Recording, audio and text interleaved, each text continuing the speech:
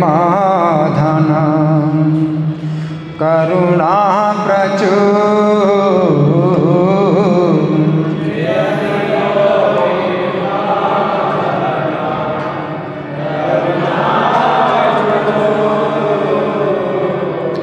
हिना प्रभु को था गिला आचार्य ठाकुर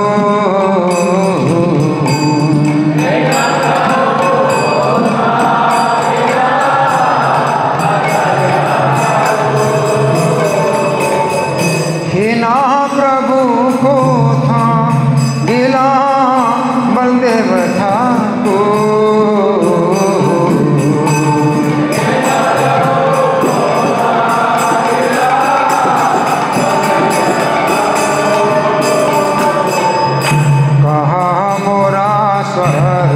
रूप कहा सनातन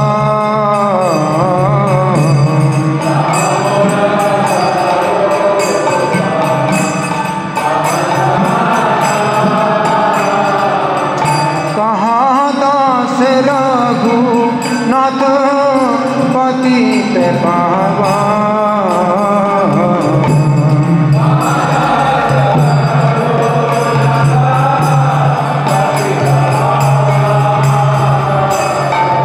कहाँ मोरा घाट जुग कहाँ कबीरा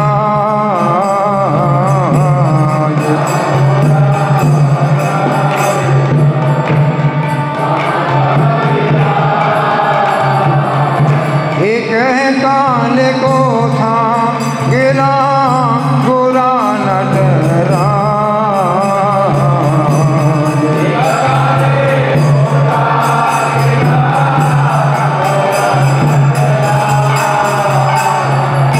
आषाढ़ कोटि भो माथा अनाले पसीनो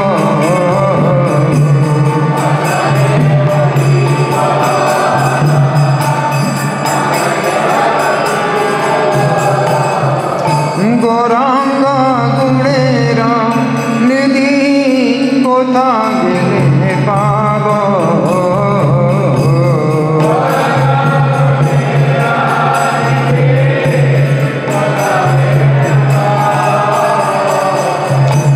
सब संगी रहा संगे जे कहिलो बिला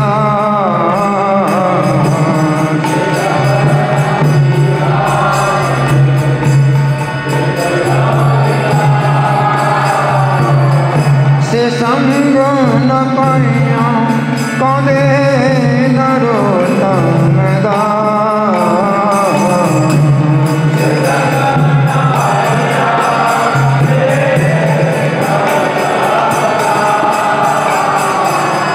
जय वैष्णो ठाकुर वैष्णो ठाकुर वैष्णो ठाकुर जय वैष्णो ठाकुर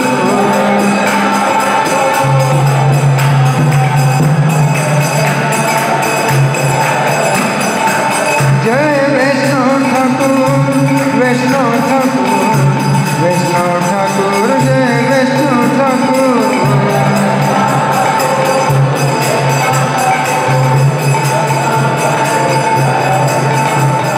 नित्य गौर हरि बोल हरि बोल हरि बोल हरि बोल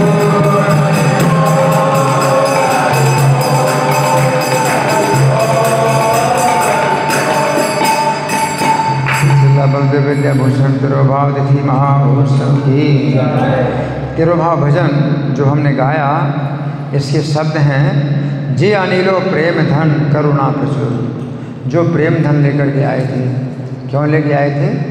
करुणा प्रचुर, प्रचुर करुणा के कारण प्रेम धन लेके आए थे। हेला प्रभु को था गेला आचार्य ठाकुर। तो ऐसे आचार्य ठाकुर बलदेव विद्याभूषण ठाकुर कहाँ चले गए? कहाँ मोरा स्वरूप रूप कहाँ सनातन, कहाँ मेरे स्वरूप दामोदर गोस्वामी हैं, रूप गोस्वामी हैं और सनातन गोस्वामी। कहाँ दास रघुनाथ पतित पावन, और कहाँ रघुनाथ दास गोस्वामी पतितों को पवित्र करने वाले कहाँ चले गए? कहाँ मोरा भट्ट जुग। भट्ट जुग, भट्ट जुग, हाँ, जुग का मतलब दो, गोपाल भट्ट गोस्वामी और रघुनाथ भट्ट गोस्वामी, तो भट्ट जुग। हाँ, मेरे भट्ट जुग कहाँ चले गए, है ना, गोपाल भट्ट गोस्वामी, रघुनाथ भट्ट गोस्वामी। कहाँ कविराज, कविराज कृष्णदास कविराज कहाँ चले गए। एक कोला एक काले कोथा गेला गोरा नटराज, और एक काले अनायास गोरा नटराज कहाँ चले गए। गोरा नटराज चैतन्य महाप्रभु कहाँ चले गए। पाषाणे कुटीबो माथा अनाले पसीबो, मैं माथे को अपने माथे को पत्थर में फोड़ूं अथवा अनाले पसीबो अग्नि में प्रवेश करूं। गौरांगा गुणेरा निधि कोथा गिले पाबो, तो गुणों के भंडार गौरांग को किस प्रकार प्राप्त करूं। से सबे संगीरा संगे जे कई लो बिलास, जितने संगी थे उन्होंने भगवान के साथ विलास किया। से संग ना पाया कांदे नरोत्तम दास, उनका संग ना पाकर के नरोत्तम दास रो रहे हैं। तो हम पहले बलदेव विद्याभूषण के बारे में सुनेंगे।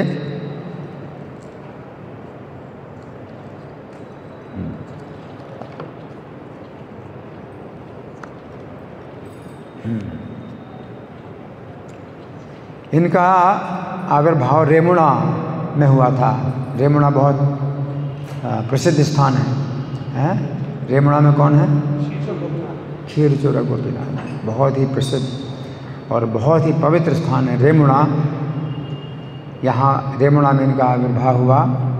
तो अपनी युवावस्था में ही इन्होंने संस्कृत की और व्याकरण का अभ्यास कर लिया और काव्य का अभ्यास कर लिया, तर्कशास्त्र का अभ्यास कर लिया और बड़ी सावधानी पूर्वक जो शंकराचार्य की जो व्याख्याएं उनका अध्ययन किया और मध्वाचार्य की व्याख्याओं का अध्ययन किया। और फिर इन्होंने तत्ववादी जो संप्रदाय है मध्वाचार्य से जो आ रहा है उसमें इन्होंने दीक्षा प्राप्त कर ली। बलदेव विद्याभूषण दिग्विजय पंडित हो गए। दिग्विजय का मतलब क्या होता है, दिग का मतलब दिशा, तो प्रत्येक दिशा में इन्होंने विजय प्राप्त की, उसको कहते हैं दिग्विजयी पंडित। दिग्विजय कर ली, सब दिशाओं में विजय प्राप्त कर ली। हाँ, जो दिग्विजयी पंडित हो गए ये। हाँ, और इन्होंने अब जो है अनेक तीर्थों में भ्रमण करना शुरू कर दिया। जहाँ भी जाते थे तो वहाँ के जितने भी विद्वान थे, सन्यासी थे, उनको परास्त करते थे। लेकिन जगन्नाथपुरी में इनको जो है कुछ विशेष ही अध्ययन करने को मिला जो कि कभी नहीं इन्हें प्राप्त हुआ था। वो बहुत ही विशेष सिद्धांत था, श्री कृष्ण चैतन्य महाप्रभु का सिद्धांत था। राधा दामोदर गोस्वामी के द्वारा इनको प्राप्त हुआ वो सिद्धांत। भगवान चैतन्य का सिद्धांत क्या था, अचिंत्य भेदाभेद तत्व, है ना। तो भगवान चैतन्य का सिद्धांत है। ये जब इनको प्राप्त हुआ तो इन्होंने दीक्षा प्राप्त कर ली, है ना, और गौड़ी वैष्णव संप्रदाय में आ गए। वैसे तो इसमें कुछ अंतर नहीं पड़ता है कि मध्व संप्रदाय ही है।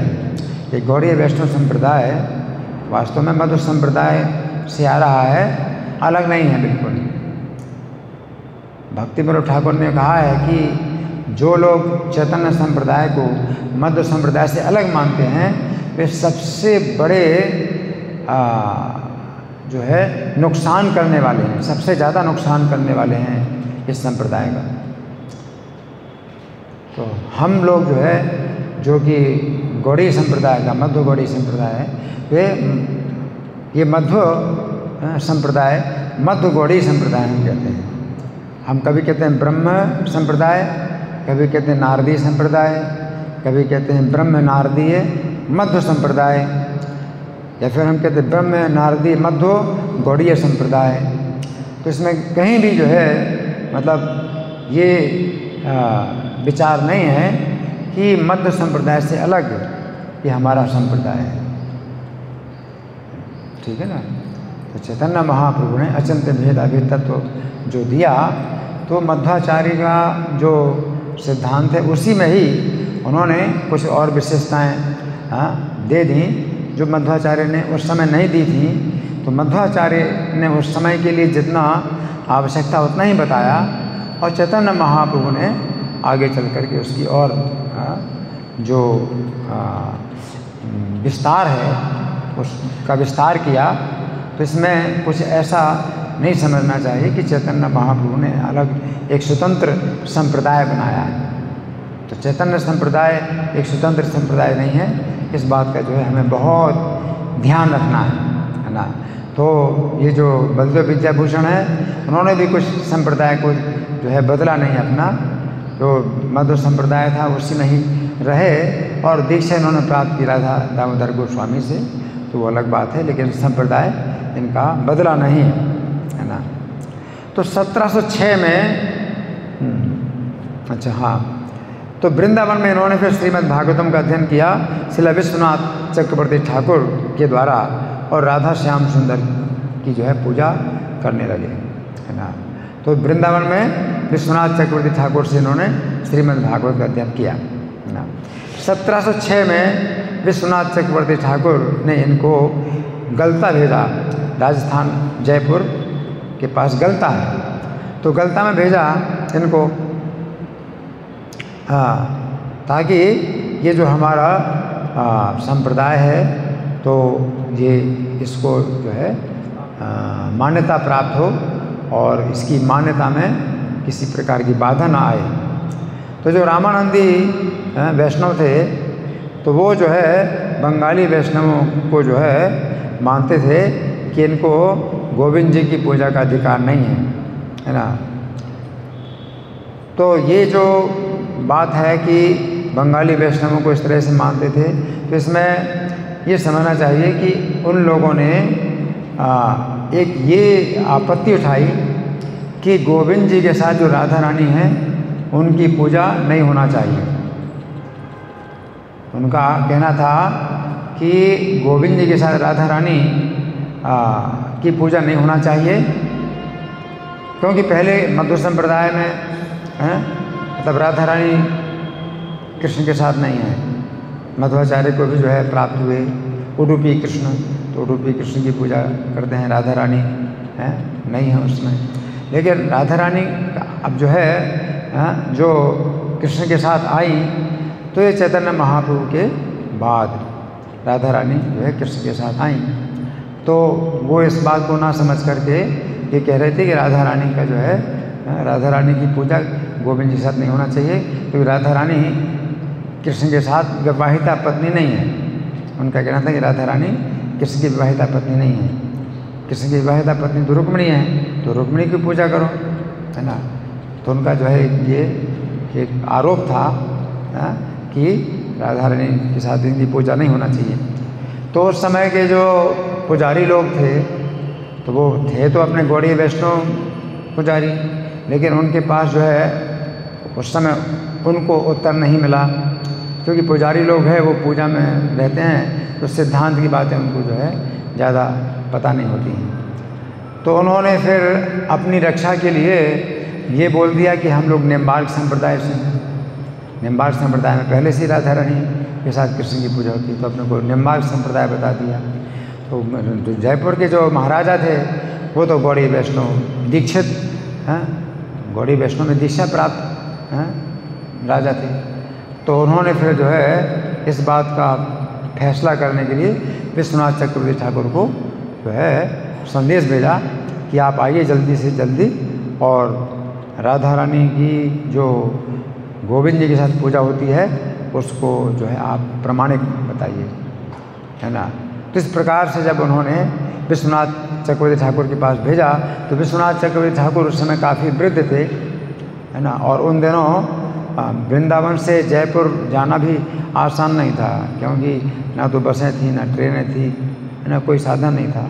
अगर जाएंगे बैलगाड़ी में बैठ के तो कोई व्यक्ति वृद्ध व्यक्ति है तो और उसकी हालत ख़राब हो जाएगी। बैलगाड़ी में बैठ करके जाएँ या कैसे जाएंगे, पैदल जाएँ या बैलगाड़ी में बैठ के जाएँ, तो मुश्किल था। तो विश्वनाथ चक्रवर्ती ठाकुर ने इनको भेजा, क्योंकि ये शिष्य हैं बलदेव विद्याभूषण, इनको भेजा वहाँ पर, है ना।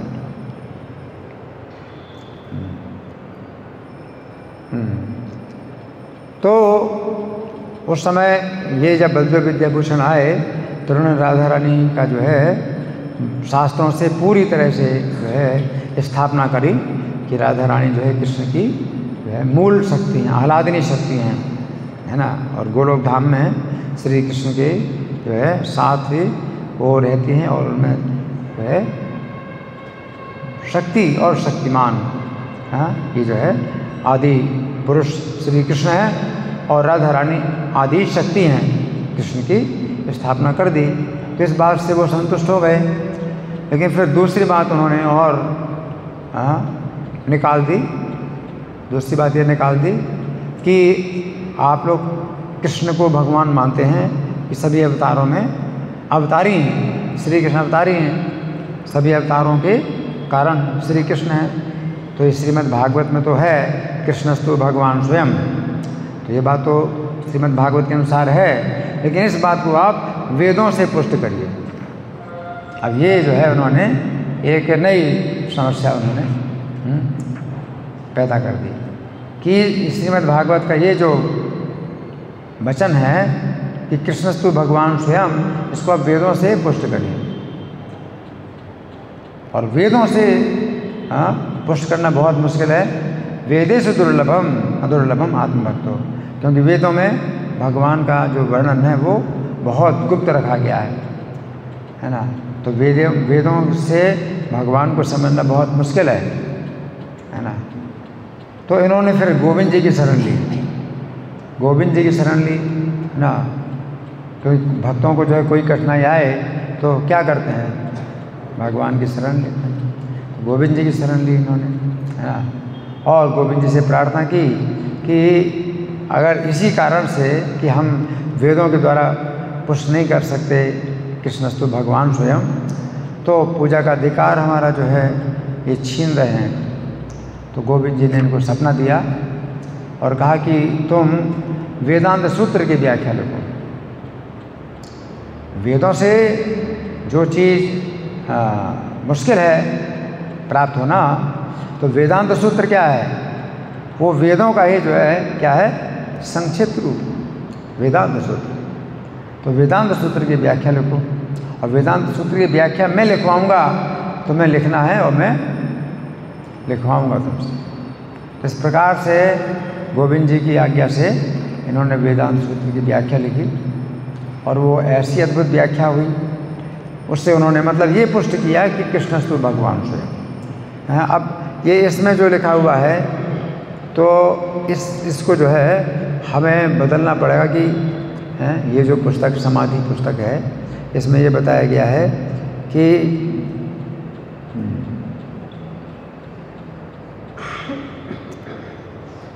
इनका ये कहना है कि उन लोगों ने ये आरोप लगाया कि आप लोगों का जो चैतन्य संप्रदाय है उसको मान्यता नहीं मिलेगी, क्योंकि आप लोगों ने वेदांत सूत्र की व्याख्या नहीं लिखी। आपके इस संप्रदाय में वेदांत सूत्र की व्याख्या नहीं है, इसलिए मान्यता नहीं होगी ना। लेकिन ये बात थी नहीं, बिल्कुल ये बात जो है बिल्कुल नहीं उठाई गई कि चैतन्य संप्रदाय स्वतंत्र है मध्व संप्रदाय से। और मध्वाचार्य ने वेदांत सूत्र की व्याख्या लिखी, तो वेदांत सूत्र की व्याख्या जब मध्वाचार्य ने लिखी है उसका नाम भी अणुभाष्य, तो कोई ज़रूरत नहीं है कि वेदांत सूत्र की व्याख्या लिखी जाए। तो ये बात बिल्कुल निराधार है कि उन लोगों ने ये बोला कि आप लोगों का संप्रदाय अगर स्वतंत्र संप्रदाय है तो वेदांत सूत्र की व्याख्या होना चाहिए। ये बात बिल्कुल नहीं आई उस समय। ये हमारा चैतन्य संप्रदाय मध्व संप्रदाय से बिल्कुल स्वतंत्र नहीं है ना। हाँ, जो चैतन्य महाप्रभु गुरु थे ईश्वरपुरी, ईश्वरपुरी के गुरु थे माधवेंद्रपुरी, माधवेंद्रपुरी के गुरु लक्ष्मीपति। इस प्रकार से मध्व संप्रदाय से ही ये जो है अटूट शिष्य परंपरा चली आ रही है चैतन्य संप्रदाय की। तो चैतन्य महाप्रभु ने अपना कोई स्वतंत्र संप्रदाय नहीं बनाया, क्योंकि भगवान स्वयं जो है अपना स्वतंत्र संप्रदाय नहीं बनाते। भगवान अगर आते हैं तो किसी संप्रदाय के अंतर्गत ही ये कार्य करते हैं, है ना। तो भगवान जो है मतलब भगवान का ऐसा कि नियम है ना। तो भगवान से ही आ रहा है सब कुछ, पूरा ज्ञान सभी संप्रदाय भगवान से ही आ रहे हैं। भगवान से ब्रह्मा जी को प्राप्त हुआ, है ना, और ब्रह्मा जी से फिर नारद जी को प्राप्त हुआ। तो इस तरह से भगवान से आ रहा है, लेकिन बीच में भगवान अपना कोई संप्रदाय नहीं बनाते। तो इस बात को समझना चाहिए। तो इसलिए हमें जो गलत सूचना प्राप्त होती है कुछ स्थानों में, तो उससे हमें जो है भ्रमित नहीं होना चाहिए कि उन लोगों ने ये बात कही कि आपका संप्रदाय अगर स्वतंत्र है तो वेदांत सूत्र की व्याख्या होनी चाहिए। नहीं, ये बात नहीं थी। उन्होंने ये कहा था कि वेदों से पुष्ट करिए कृष्णस्तु भगवान स्वयं, ये सिद्धांत वेदों से पुष्ट करिए। तो गोविंद जी ने फिर कहा कि वेदों का जो सार है वो वेदांत सूत्र है, तो वेदांत सूत्र की व्याख्या लिखो। इस प्रकार से वेदांत सूत्र की इन्होंने जो है जो व्याख्या लिखी वो इस कारण से, लेकिन उनका ऐसा कोई चुनौती नहीं थी कि वेदांत सूत्र की व्याख्या लिखना होगा, है ना। तो इस तरह से जो है बलदेव विद्याभूषण ने पूरी तरह से अपना जो संप्रदाय है उसका सिद्धांत स्थापित किया, और राधा रानी की पूजा जो कृष्ण के साथ होती है उसको प्रमाणित किया, है ना। तो आज उनका तिरुभाव दिवस है, तो हमें प्रार्थना करनी चाहिए, है ना, कि जिस प्रकार से उन्होंने इस संप्रदाय को पूरी तरह से मध्व संप्रदाय के अंतर्गत उन्होंने रखा, और कोई स्वतंत्र अपना जो है सिद्धांत नहीं बनाया। भगवान चैतन्य महाप्रभु को मध्व संप्रदाय के अंतर्गत ला करके और इसको जो है स्थापित किया। तो इसलिए हम लोग भी बहुत सावधान रहें, चैतन्य संप्रदाय को अलग से जो है स्वतंत्र संप्रदाय कभी ना माने। कि कई लोग जो है अभी ऐसे हैं जो कि चैतन्य महाप्रभु के इस संप्रदाय को स्वतंत्र संप्रदाय मानते हैं, मध्वाचार्य की निंदा करते हैं। तो मध्वाचार्य की ना तो हमको निंदा कभी सुननी है, वो बहुत महान आचार्य हैं, और जो भी उनके ऊपर आरोप लगाए जाते हैं उन सब का हमारे पास खंडन होना चाहिए। कि मध्वाचार्य के बारे में कोई कई बातें बोलते हैं कि वो ठीक नहीं है, वो ठीक नहीं, ये ठीक नहीं है ना। तो इसका जो है हमें हमारे पास जो है उत्तर होना चाहिए, और हम जो है पूरी तरह से मध्व संप्रदाय के अंतर्गत ही हैं, है ना। ठीक है, तो आचार्य बलदेव विद्याभूषण तिरुभाव तिथि महामहोत्सव की। अब गंगा माता गोस्वामिनी का आज आविर्भाव है।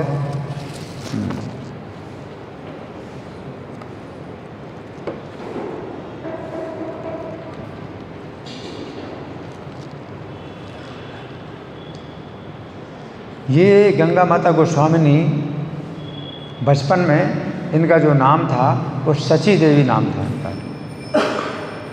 सची देवी एक तो चैतन्य महाप्रभु की माता हैं, तो वो अलग हैं। ये सची देवी जो है इनका नाम था, और ये राजा नरेश नारायण जो बंगाल के राजा थे उनकी कन्या थी। क्या नाम था राजा का? नरेश नारायण है, उनकी पुत्री थी जो राजकुमारी थी, है ना। और भगवान श्री कृष्ण की अनन्य भक्त, इनको जो है जन्म से ही इनको भगवान की अनन्य भक्ति प्राप्त हुई थी। वैसे कुछ लोग ऐसे भी होते हैं कि जन्म से ही भक्त होते हैं, है ना। तो दिव्य ऐसे लोगों का जन्म और कर्म दिव्य होता है ना। तो इन्होंने विवाह के लिए मना कर दिया, अपने माता पिता को स्पष्ट मना कर दिया कि मैं किसी भी व्यक्ति से विवाह नहीं करूँगी, क्योंकि उनका जो है पूरी तरह से आसक्ति श्री कृष्ण के चरणों में, है ना। तो इस प्रकार से उनके जो माता पिता हैं, और माता पिता की एकमात्र कन्या, कोई पुत्र भी नहीं था। तो राजा क्या चाहते थे? राजा चाहते थे कि किसी योग्य व्यक्ति से अपनी पुत्री का विवाह कर दें और उसको राजा बनाएं। अगर कोई राजा हो, उसका कोई पुत्र नहीं, पुत्री है केवल, तो वो क्या चाहता है? वो यही चाहेगा कि उनके बाद जो है राज सिंहासन किसको मिले? हाँ, अपनी कन्या का विवाह किसी योग्य वर के साथ कर दें और फिर वो जो है राजा बनेगा और उनकी कन्या जो है महारानी बनेगी, है ना। और कन्या ने बिल्कुल साफ मना कर दिया, मैं किसी के साथ विवाह नहीं करूँगी, उनका प्रेम जो है कृष्ण के साथ, है ना। तो इस कारण से माता पिता को इतना धक्का लगा, जो भी हो, शरीर छूट गया तो पूरा राज्य का भार जो इनके ऊपर आ गया, है, सची देवी के ऊपर राज्य का भार आ गया। तो उन्होंने कुछ समय तक तो राज्य का भार संभाला।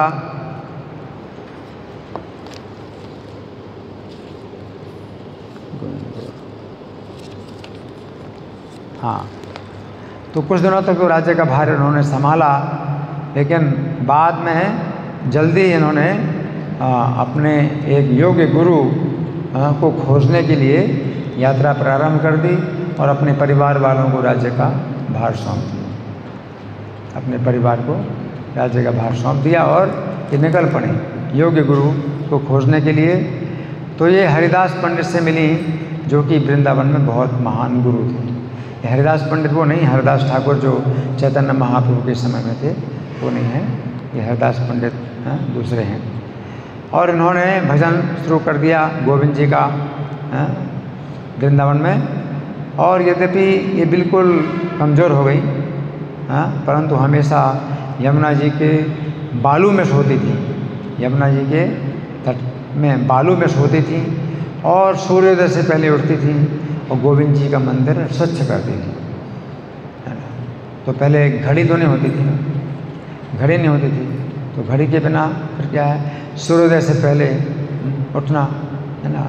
तो सूर्योदय से ही पहले ही सूर्योदय का आभास होता है कि सूर्योदय होने वाला है। तो सूर्योदय से पहले उठना, क्योंकि बाकी आज रात में अंधकार होता है तो समय का पता ही नहीं चलता है कि कितना समय है कितना समय नहीं। अभी हम लोग तो उठ जाते हैं, है ना, तो घड़ी के अनुसार हम लोग तो पहले उठ जाते हैं, 3 बजे उठना है या 2:45 बजे जिस समय उठना है, और 4:30 बजे मंगल आरती होती है। पहले घड़ी नहीं थी, है ना। तो फिर किसी को कैसे पता चलेगा कि इस समय कितना मतलब देर है, सूर्योदय में होने में कितनी देर है। तो इस तरह से फिर सूर्य के अनुसार ही लोग जो है उठते थे, सूर्योदय से पहले उठते थे और जो कुछ भी अपने नित्य कर्म वो करते थे, है ना। और मंगल आरती होती थी तो सूर्योदय के अनुसार ही होती थी, है ना। अभी तो मंगल आरती हम लोग करते हैं तो ब्राह्मण मुहूर्त जो होता है, तो वो उसके अनुसार घड़ी के अनुसार हम ब्राह्मण मुहूर्त में मंगल आरती करते हैं। लेकिन उस समय चूँकि घड़ी नहीं थी तो सूर्योदय के अनुसार ही जो है मंगल आरती होती थी।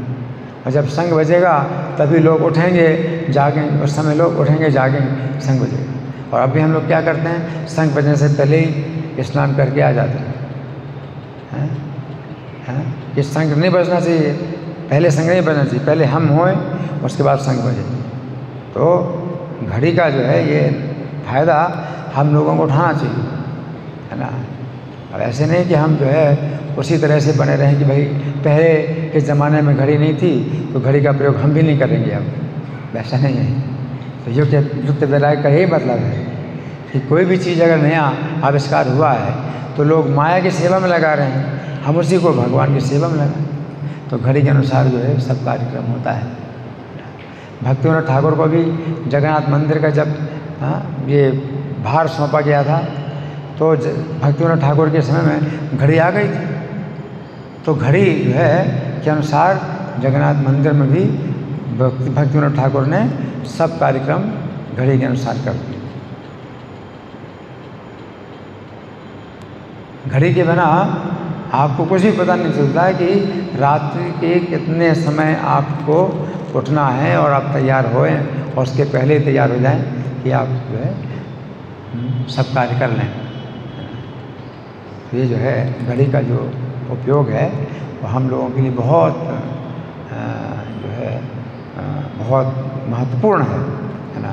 तो उस समय घड़ी नहीं होती थी, तो ये जो है सूर्योदय से पहले उठती थी, गोविंद जी का मंत्र साफ करती थी और रोज़ भागवत कथा सुनती थी, गोविंद जी की आरती का दर्शन करती थी और राधा श्याम सुंदर की लीला स्थानों की परिक्रमा करती थी, बंसी भट्ट की परिक्रमा करती थी, सेवा कुंज की परिक्रमा, निधुवन रासस्थली परिक्रमा करती थी।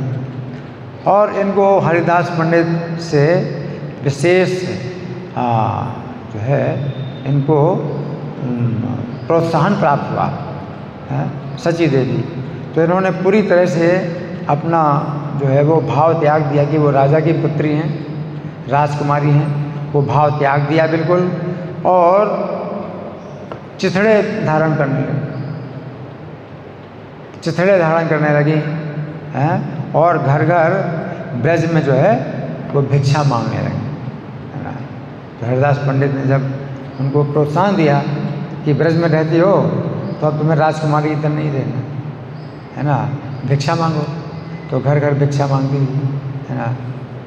और ब्रजवासी लोग जो है बहुत चकित होते थे, इनका इतना कठोर त्याग देख करके बहुत चकित होते थे। और ये अपने गुरु के आदेश से राधा कुंड में गईं तो लक्ष्मी प्रिया देवी उनकी जो है हरिदास पंडित की एक शिष्या थी, तो उनके साथ में राधा कुंड में फिर रहने लगी।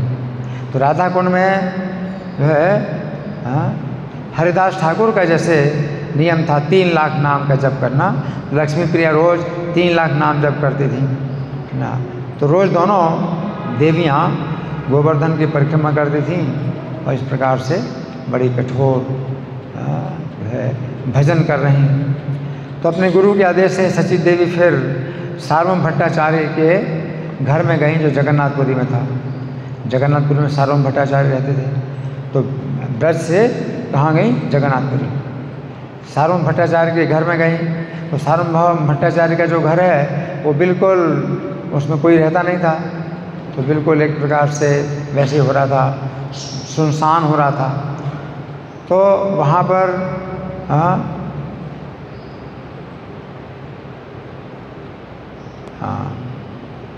तो सची देवी जो है सार्वभौम भट्टाचार्य के घर में गई और उन्होंने श्री श्याम राय, जो कि उनको जयपुर के ब्राह्मण ने प्रदान किए थे, श्याम राय की बड़ी सुंदर पूजा करने लगी। बहुत बढ़िया पूजा की स्थापना की इन्होंने और रोज़ श्रीमद् भागवत पर ये प्रवचन देने लगी। जगन्नाथपुरी में सार्वभौम भट्टाचार्य के घर में रोज़ श्रीमद् भागवत पर प्रवचन देने लगी और इनके जो प्रवचन हैं वो इतने लोकप्रिय हुए कि बड़े बड़े जो विद्वान लोग होते थे वो बहुत मीलों चल कर के इनका प्रवचन सुनने के लिए आते थे। और मुकुंद देव राजा, वहाँ के जो मुकुंद देव राजा थे वो भी इनका प्रवचन सुनने आते थे और सची देवी से उन्होंने दीक्षा भी ले ली। महाराज मुकुंद देव ने सची देवी से दीक्षा ली। ये महाराज मुकुंद देव महाराज प्रताप रुद्र के ही वंशज हैं। चैतन्य महापुरुष में प्रताप रुद्र थे, उन्हीं के वंश में मुकुंद देव जो है ये सची देवी से ये शिष्य बन गए। तो नवद्वीप धाम महात्म्य में जो है वर्णन आता है, नवद्वीप धाम महात्म्य वर्णन आता है कि एक दिन गंगा सागर मेला आया। गंगा सागर मेला आता है ना, ये गंगा सागर मेला हमेशा मकर संक्रांति के दिन ही आता है। अब वो 14 जनवरी हो या 15 जनवरी, कभी 14, अक्सर 14 जनवरी को मकर संक्रांति आती है, तो गंगा सागर मेला भी आता है। तो गंगा सागर मेला तो जो दिन था, है ना, तो सची देवी तो जगन्नाथपुरी में रहती थी, तो वहाँ तो गंगा जी है नहीं, है ना। तो उनकी इच्छा हुई कि मैं गंगा जी में स्नान करूँ। तो उस रात्रि में गंगा जी जो है बहती हुई आ गई, भगवान जगन्नाथ के चरणों से वहीं निकली। अब देखो रात में जगन्नाथ जी का मंदिर बंद है, तो जगन्नाथ जी के चरणों से गंगा जी निकली और वे जो है सची देवी के आश्रम में आ गई और सची देवी गंगा जी के जल में प्रवेश कर गईं और जगन्नाथ स्वामी के मंदिर के अंदर पहुंच गए। कितना आश्चर्य है, मंदिर के द्वार बंद हैं, ताला लगा है, जगन्नाथ जी के चरणों से गंगा जी निकली, इनके आश्रम में आई और ये गंगा जी में प्रवेश कर गईं और गंगा जी इनको ले गईं जगन्नाथ जी के चरणों में।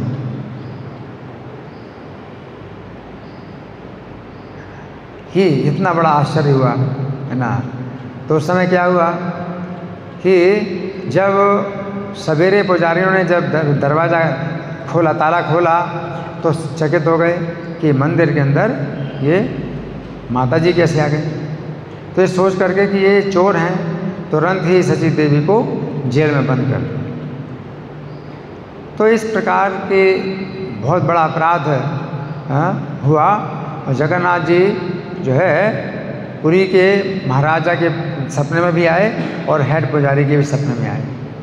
जगन्नाथ जी दोनों के सपने में आए।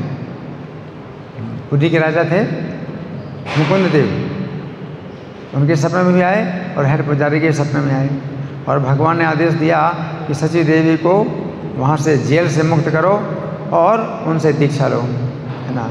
इस प्रकार से सची देवी गंगा माता गोस्वामी के नाम से प्रसिद्ध हो गई, है ना। तो भगवान जगन्नाथ स्वयं जो है उनके पक्ष में सपना दे रहे हैं, महाराज मुकुंद देव को और हेड पुजारी को सपना देते हैं।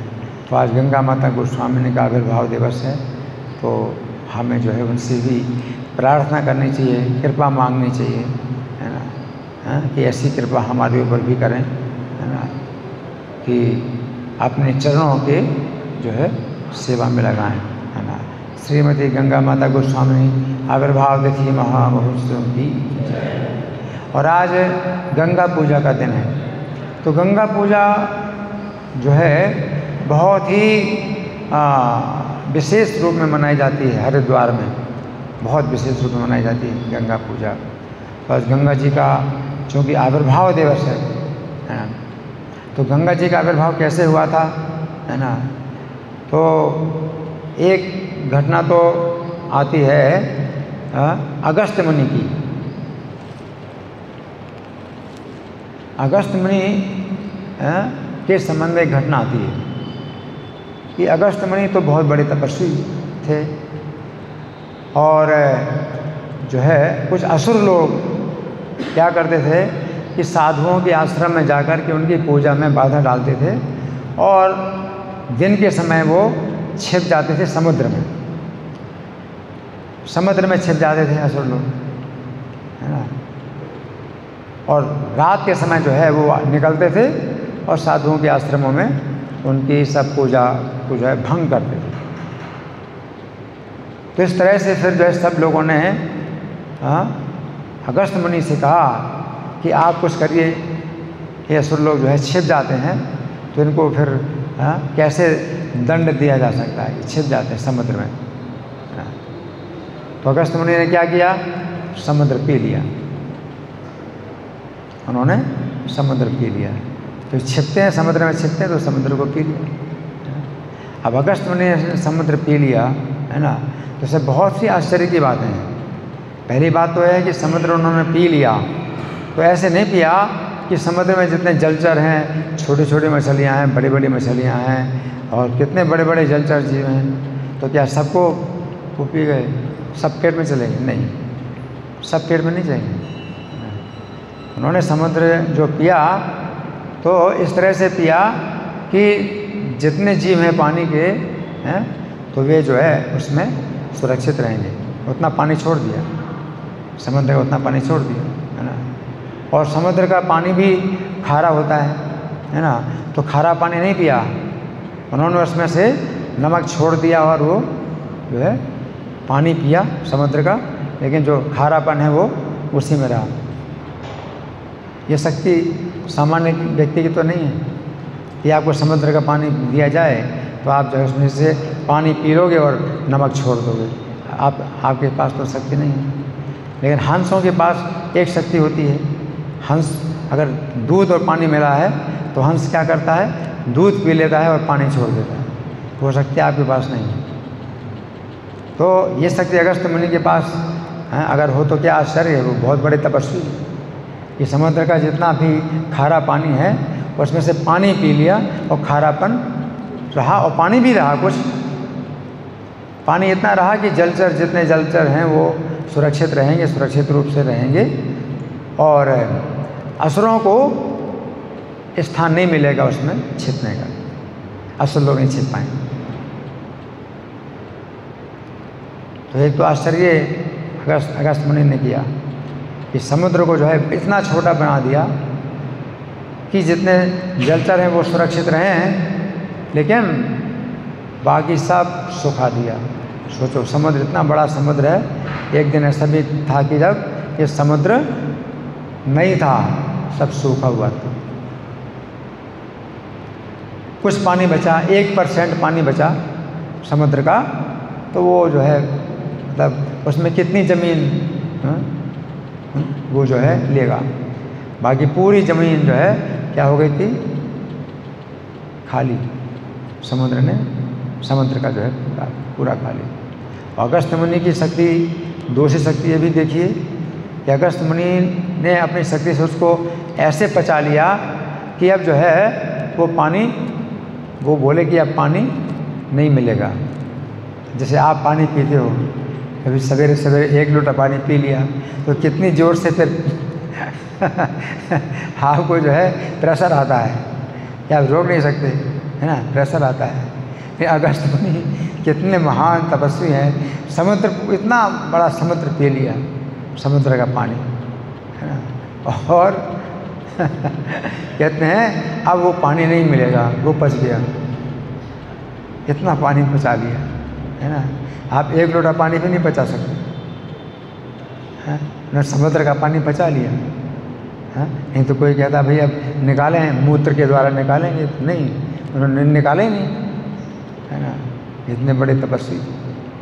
तो फिर पूछा गया अगस्त मुनि से कि अब पानी कहाँ मिलेगा, समुद्र के बिना तो जो है मतलब पानी की बहुत आवश्यकताएं होती हैं, है ना, तो कैसे मिलेगा पानी। तो फिर अगस्त मुनि ने कहा कि आगे चल करके कुछ ऐसे कारण बनेंगे कि गंगा जी आएंगे इस पृथ्वी पर और समुद्र जो है फिर से भरेगा। तो आप ये समझिए कि अगस्त मुनि ने जब पानी पी लिया था समुद्र का, तो तब से जो है ये समुद्र जो है था ही नहीं, पूरी ज़मीन ही ज़मीन थी, समुद्र नहीं था, है ना। जब गंगा जी आई राजा भगीरथ के कारण, तब जो है वो समुद्र भरा, ठीक है।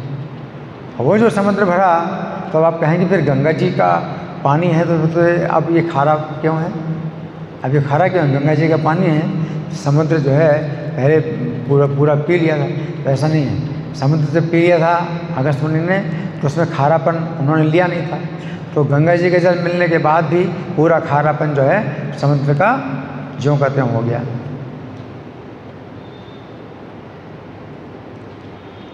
क्योंकि जो खारापन तो पूरा था ना समुद्र में, चाहे थोड़ा सा पानी हो, ये खारापन जितना था वो सब जो है पूरा समुद्र का पानी खारा हो गया, है ना।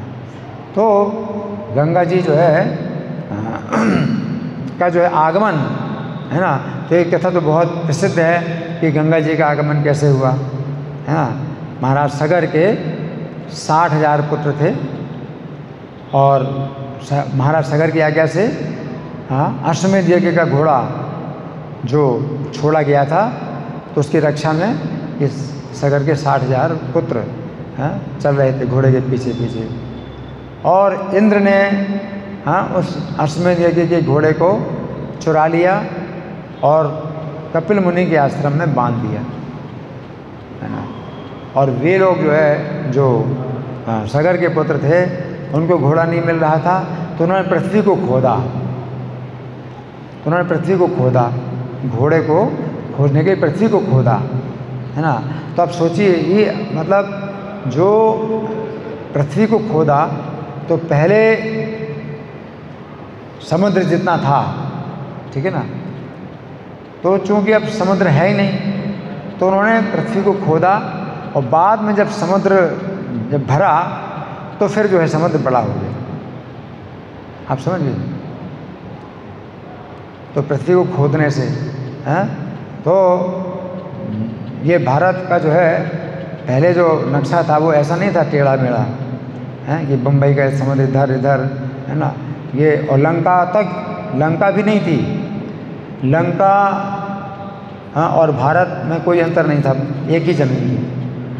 उन्होंने कितना खोदा सोचिए, उस समय ज़मीन थी, समुद्र था नहीं, इसलिए वो खोदते रहे ज़मीन को, खोदते रहे और खोदते खोदते कहाँ पहुँचे, जहाँ गंगा सागर संगम है, कपिल मुनि का आश्रम है, वहाँ पर पहुँचे।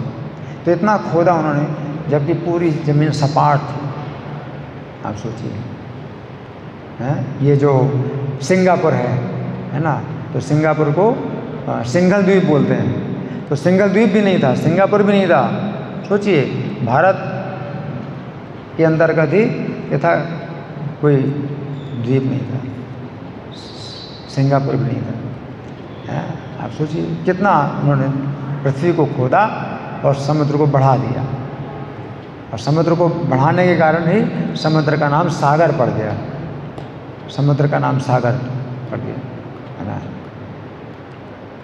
तो जो सागर के 60,000 पुत्र थे, तो उन्होंने जब घोड़े को बंधा देखा कपिल मुनि के आश्रम में, तो तुरंत उनको जो है क्रोध आया, बड़ा क्रोध आया, और कपिल मुनि के ऊपर जो है वो फिर बड़े जो है अपशब्द बोलने लगे। इससे बड़ी शिक्षा मिलती है।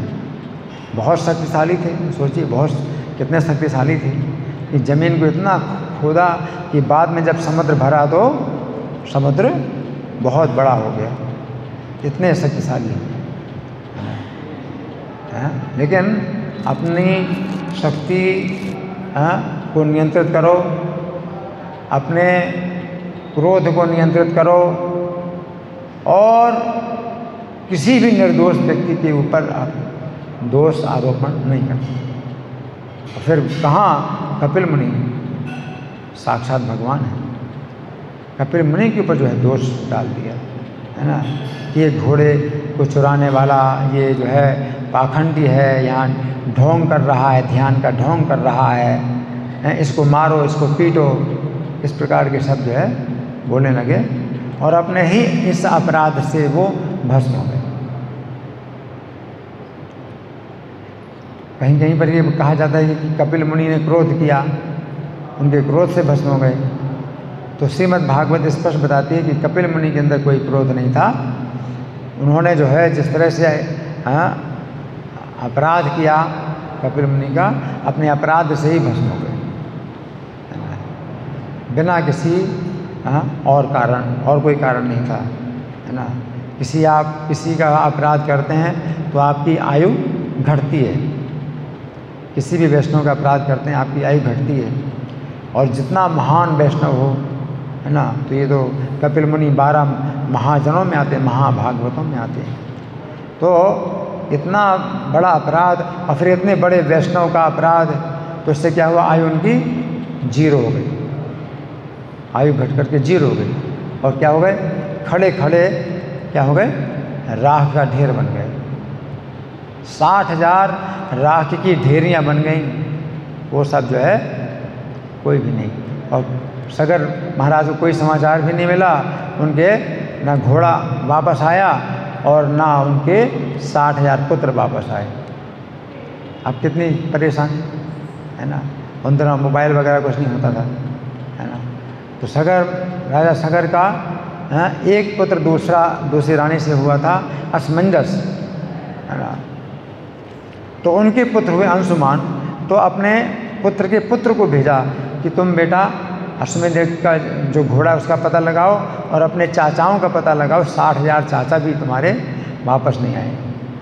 तो फिर वो जो है अंशुमान जब गए, तो खोजते खोजते खोजते कहाँ उधर पहुँचे, कपिल मुनि के आश्रम में पहुँचे, और घोड़ा भी देखा वहाँ पर, और अपने चाचाओं को भी देखा, क्या है 60,000 भस्म की ढेरियाँ बने। और कपिल मुनि से उन्होंने प्रार्थना की, उनके चरणों की वंदना की, और कपिल मुनि ने उनको जो है फिर आदेश दिया कि घोड़ा ले जाओ और अपने पितामह महाराज सगर का यज्ञ संपन्न कराओ, और ये जो 60,000 ये जो सगर के पुत्र हैं, तो इनका उद्धार होगा गंगा जी के द्वारा। तो गंगा जी को लाने का प्रयास करो। तो अंशुमान जो है फिर राजा बन गए। राजा सगर के बाद अंशुमान को ही राज्य मिला, और उन्होंने गंगा जी को लाने का प्रयास किया, लेकिन सफल नहीं हुए। अंशुमान के पुत्र हुए दिलीप, तो दिलीप ने भी प्रयास किया, वो भी सफल नहीं हुए। दिलीप के पुत्र हुए भगीरथ, और भगीरथ ने जो है प्रयास किया, तो उनके प्रयास से गंगा जी आई। तो कई बार हम लोग जो है किसी को बोलते हैं, भाई तुमने तो भगीरथ प्रयास किया इसलिए। तो भगीरथ प्रयास का मतलब है कि बहुत प्रयास, इतना प्रयास करो कार्य में कि सफलता मिले। तो महाराज भगीरथ ने इतना प्रयास किया कि उन्होंने विवाह भी नहीं किया, और राज्य भी जो है उन्होंने नहीं ग्रहण किया, मंत्रियों को राज्य सौंप दिया और तपस्या करने के लिए वन में गए। भगीरथ ने जो है प्रारंभ से ही जो है अपने जीवन के प्रारंभ से जो है तपस्या करना शुरू कर दिया, और गंगा जी को प्रसन्न किया। और गंगा जी तैयार हुई कि मैं आ सकती हूँ, है ना, लेकिन मेरे वेग को संभालने वाला कोई होना चाहिए। तो भगीरथ बोले कि फिर शंकर जी को मैं प्रसन्न करता हूँ। फिर शंकर जी को प्रसन्न किया। इसी को कहते हैं भगीरथ प्रयास, कि गंगा जी कहते हैं मैं आऊँगी, लेकिन मेरे वेग को कोई संभाल नहीं पाएगा, तो मैं पृथ्वी को भेदन करके नीचे चली जाऊँगी, तो फिर मेरा बहना कैसे हो सकता है, बहूँगी कैसे। और बहाना है गंगा जी, ये 60,000 जो सगर के पुत्र हैं, इनको तो बहाना है गंगा जी में। तो गंगा जी कहती मैं बहूँगी कैसे, मेरे वेग से जो है पृथ्वी अगर फट जाएगी तो मैं पाताल में चले जाऊँगी, तो मेरे वेग को कोई धारण करे। तब शिव जी को प्रसन्न किया, तो शिव जी प्रसन्न हुए। फिर शिव जी ने गंगा जी को अपनी जटाओं में धारण किया, और वेग को जो है नियंत्रित कर दिया, ताकि गंगा जी फिर बह रहे हैं, है ना। तो गंगा जी का जो आगमन है वो इस तरह से ये कहा जाता है कि शिव जी की जटा में जो है गंगा जी आई, और इस तरह से आज के दिन गंगा जी का आगमन हुआ।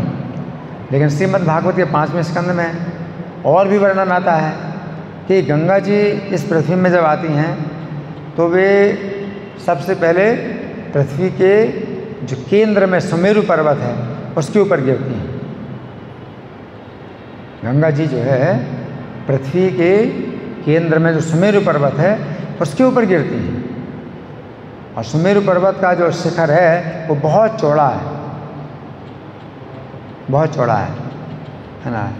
नीचे 16,000 योजन का विस्तार है, और ऊपर 32,000 योजन का विस्तार है। एक योजन 12 किलोमीटर का होता है, तो 12 से गुणा करो, इतना विस्तार जो है सुमेरु पर्वत के शिखर का है ना। तो बिल्कुल उल्टा है, सुमेरु पर्वत बिल्कुल उल्टा है। जो दूसरे पहाड़ होते हैं वो नीचे विस्तृत होते हैं, और शिखर जो इनका पतला होता है ना। लेकिन सुमेरु पर्वत उल्टा है। सुमेरु पर्वत का जो है विस्तार नीचे 16,000 योजन का है, और वो ऐसे आ रहा है इस तरह से, और ऊपर जो है विस्तार 32,000 योजन का है सुमेरु पर्वत। तो सुमेरु पर्वत में जब गिरती हैं गंगा जी, तो 4 धाराओं में विभक्त हो जाती हैं, सीता और चक्षु भद्रा अलकनंदा। सीता चक्षु भद्रा अलकनंदा। तो अलकनंदा जो धारा है वो दक्षिण की ओर आती है, सुमेरु के दक्षिण की दिशा में आती है, और वो जो है फिर कैलाश पर्वत में फिर शिव जी की जटा में आती है। तो शिव जी की जटा में जो आती है वो भी सुमेरु पर्वत के शिखर से आकर तब शिव जी की जटा में आती है, और कैलाश पर्वत में शिव जी की जटा से फिर बहती हुई फिर हिमालय पर्वत में आती है, हिमालय से फिर गंगोत्री से फिर निकलती हैं। तो आज के दिन जो है गंगा जी का आगमन हुआ, तो ये भी कह सकते हैं आज के दिन गंगा जी सुमेरु पर्वत पर गिरी, और सुमेरु पर्वत से जो है 4 धाराएं 4 दिशाओं में जाती हैं, और वो जो है खारे पानी के समुद्र में ही मिलती हैं, लेकिन अलग अलग दिशाओं में जाती हैं। इस तरह से जो है गंगा जी का आगमन है। तो आज के दिन है तो हमें जो है गंगा जी का विशेष आदर करना चाहिए, क्योंकि भगवान के चरण कमलों से निकली हुई है ना। तो गंगा जी की बहुत महिमा है।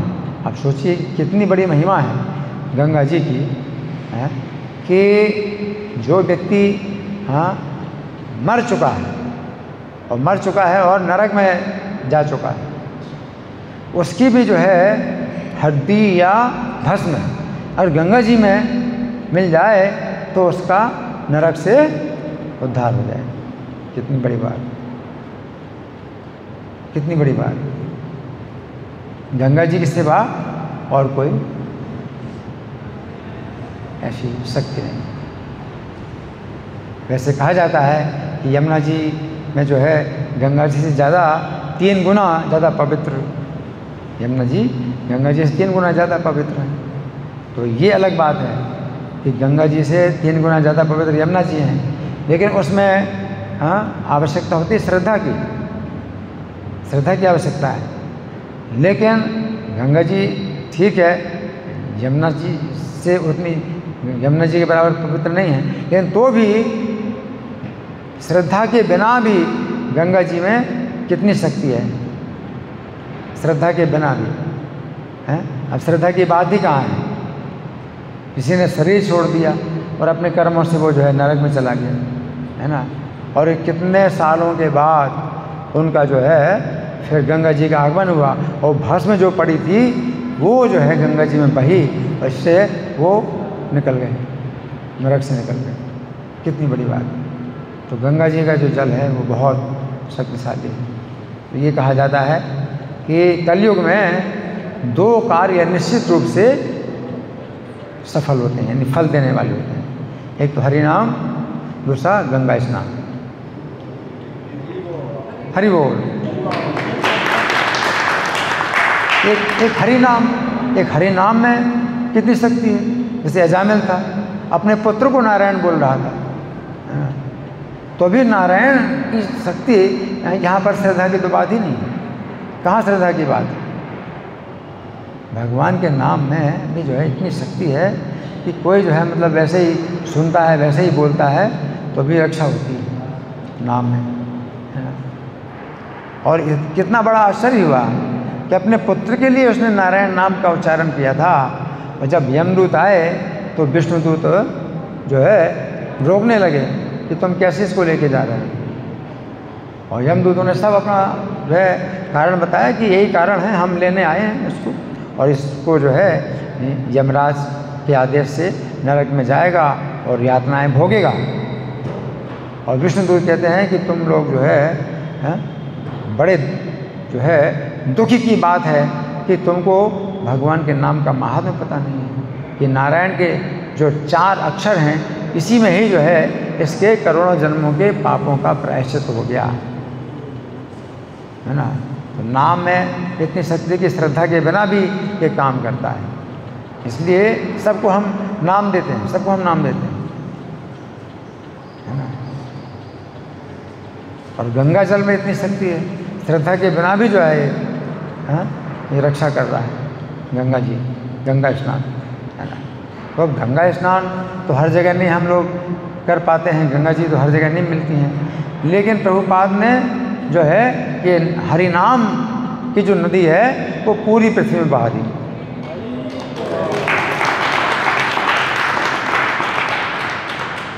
एक भगीरथ थे जो गंगा जी को लेके आए पृथ्वी पर, है ना, बहुत बड़ा कार्य किया। और दूसरे प्रभुपाद, दूसरे भगीरथ हैं जो कि हरि नाम की नदी जो है पूरी दुनिया में बहा दी, तो वो और भी बड़ा कार्य है। हरि बोल। तो 2 कार्य जो है निश्चित रूप से सफल होते हैं, है ना। तो हमने कुछ चर्चा की आज के जो 3 त्यौहार हैं इनके विषय में, और हमारे पास अब समय तो नहीं है, हो गया पूरा, है ना। फिर भी 1-2 प्रश्न कर सकते हैं, या चर्चा, किसी की कोई चर्चा है या कोई प्रश्न है, किसी का कोई प्रश्न है, या मैं प्रश्न करूँ? ठीक है माता जी, माइक दो, माइक।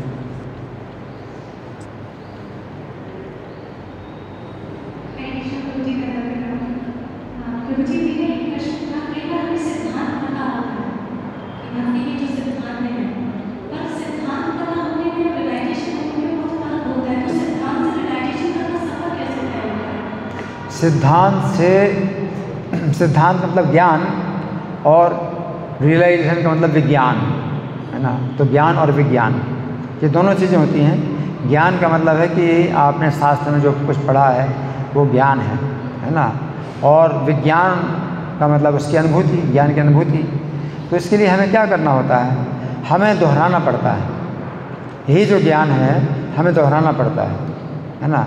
अब नाम की महिमा हमारे सामने तो नहीं ऐसे दिखाई पड़ती है। जैसे हमने हरे कृष्णा बोला तो कोई ऐसा कुछ नहीं होता है कि भाई हरे कृष्णा बोलने से तुरंत हमें कुछ दिखाई पड़े कि भाई क्या महात्म्य है। लेकिन हम सुनते हैं, हमें बताया गया है कि भाई हमें हरे नाम लेना है, आप हरे नाम लो। तो आप सबको जो है हरे नाम देते हैं, आप हरे नाम देते हैं। तो इसी से आपको क्या होगा, अनुभूति होगी। तो यही जो सुना हुआ ज्ञान है उसी को आप दोहराते हैं, और आप दोहराते हैं उसमें अपनी बात को जोड़ते नहीं ना घटाते हैं, है ना। तो प्रभुपाद ने अपने को उसी प्रकार से माना, प्रभुपाद ने अपने को उसी प्रकार से माना कि मैंने क्या किया, मैंने तो चैतन्य महाप्रभु का जो संदेश है वो आप लोगों को दिया, उसमें मैंने कुछ ना घटाया ना कुछ बढ़ाया, तो वो कार्य कर रहा है। मेरा अपना कोई गुण नहीं, प्रभुपाद ने अपना कोई गुण नहीं माना। प्रभुपाद ने अपना कोई गुण नहीं माना कि मैं तो भक्त नहीं हूँ। प्रभुपाद अपने को इस तरह से बोलते हैं, है ना, कि उनकी विनम्रता है। तो वो क्या कहते हैं कि मैं तो भक्त नहीं हूँ, है, मैं तो बहुत नीचा व्यक्ति हूँ। लेकिन चैतन्य महाप्रभु का संदेश मैंने जो है यथा रूप में दिया, तो वो ऊंची चीज़ मैंने आपको दी, और उससे आप लोग जो है इसका लाभ उठा सकते हैं और पूरा लाभ उठा सकते हैं। तो यहाँ सिद्धांत यही है कि जो ज्ञान आपने शास्त्र साधु आचार्यों से प्राप्त किया है उसको आप केवल दोहराइए, है ना। उसमें अपनी बातें जोड़ना और घटाना बिल्कुल नहीं है, उसी को दोहराना है ना। तो वो जो है कार्य करेगा, उन लोगों के ऊपर भी कार्य करेगा जिनको आप बताते हैं, है ना, और उससे जो है आपको भी अनुभूति होगी।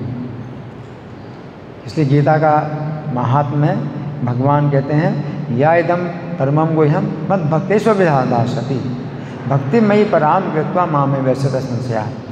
जो इस परम रहस्य को मेरे भक्तों को बताएगा, हैं, तो वो भक्त नहीं है, लेकिन मैं भक्त नहीं हूँ। लेकिन मैं जो है गीता का जो परम जो रहस्य है, संदेश है, वो मैं भक्तों को बताता हूँ, तो मुझे पराभक्ति प्राप्त हो जाएगी और मुझे कृष्ण की प्राप्ति हो जाएगी, इसमें कोई संशय नहीं है। तो भगवान ये बताते हैं।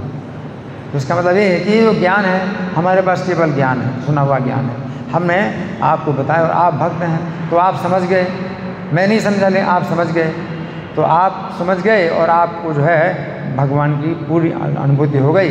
तो उससे क्या होगा, मुझे भी लाभ होगा। तो आप भक्तों को आप जो है ये ज्ञान दें। तो उद्धव जी भी यही बात बताते हैं। उद्धव जी कहते हैं कि मैंने बृहस्पति से जब श्रीमद् भागवत सुना था तो मैं उसका अनुभव नहीं कर पाया, उसके रहस्य को नहीं जान पाया। लेकिन वही जो है जब भगवान कृष्ण ने मुझे भेजा गोपियों के पास और मैंने वही संदेश गोपियों को दिया, तो गोपियाँ समझ गईं और गोपियाँ कृष्ण के विरह से मुक्त हो गईं। तो मैंने आश्चर्य देखा, श्रीमद् भागवत का आश्चर्य ये देखा कि मैं तो नहीं समझ पाया, कृष्ण ने मुझे जो संदेश दिया उसको मैं समझ नहीं पाया, लेकिन मैंने गोपियों को बताया और गोपियाँ विरह में जो है जो कष्ट पा रही थी उनका विरह मिट गया। तो ये आश्चर्य मैंने जो है श्रीमद् भागवत का देखा। तो उद्धव जी ये बताते हैं, है ना। तो इससे यही पता चलता है ना, कि कोई भी जो सिद्धांत है तो आप जो है आपको अनुभूति नहीं है पूरी तरह से, लेकिन आप जो है उसको दोहराते हैं, है ना। और प्रभुपाद ने यही कहा कि मैंने दोहराया, मैंने अपनी तरफ से कुछ जोड़ा नहीं, अपनी तरफ से कुछ घटाया नहीं, तो प्रभुपाद तो महान आचार्य हैं, वैष्णव हैं, लेकिन उन्होंने जो है शिक्षा देने के लिए यही बताया कि आप अगर आपको कोई अनुभूति अगर नहीं होती है हैं, तो भी आप जो है दोहराइए, उसी को दोहराइए। उसमें जो है अपनी तरफ से कुछ जोड़ना नहीं और ना कुछ निकालना है, यथा रूप में आप देते हैं, है ना। तो बहुत अच्छा है, आप पुस्तक के रूप में ही लोगों को देते हैं, पुस्तकें देते हैं, प्रभुपाद की पुस्तकें देते हैं। तो अब ऐसे देखने में तो लगता है कि क्या आप कुछ नहीं, आपने क्या किया, आपने तो पुस्तक दी, लेकिन वो परफेक्ट नॉलेज, पूरा ज्ञान जो है प्रभुपाद का पुस्तक में है। और पुस्तक आपने दी तो बहुत बड़ा काम किया, आपने बहुत बड़ा काम कर दिया। जैसा भगवान कहते हैं मेरे भक्तों को, है ना, तो वो पुस्तक जो है फिर वो पढ़ता है और फिर वो भक्त बनता है, तो उससे आपको जो है उसका क्या मिलता है, शेयर, आपको शेयर मिल जाता है उससे। ठीक है ना, ठीक है महाराज जी, हरि बोल, धन्यवाद। श्री गंगा माता गोस्वामी आविर्भाव तिथि महामहोत्सव की, श्री गंगा पूजा महामहोत्सव की, श्रील बलदेव विद्याभूषण प्रभाव तिथि महामहोत्सव की, श्रील प्रभुपाद की। हरे कृष्ण।